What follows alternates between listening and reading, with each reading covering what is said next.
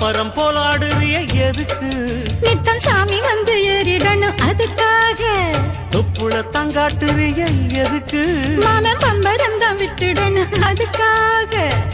சும்மா நாச்சு பார்க்கும் போது சூட்டனைய ஏத்துற, சாராயத்தை கண்ணுல வச்சு ஆளு மேல ஊத்துற. காஞ்ச மாடு கம்புலதான் பாஞ்சது போல் தெம்புலதான் நீயும் மேய பாக்குற. மூட்டை தூக்கும் மாமாய் அழகு மான தூக்கலாமா? மாமன் வீரம் என்ன அதத்தான் நானும் பார்க்கலாமா? சங்கதியெல்லாம் தெரிஞ்சும் ஏயா சொதப்புற இப்படி?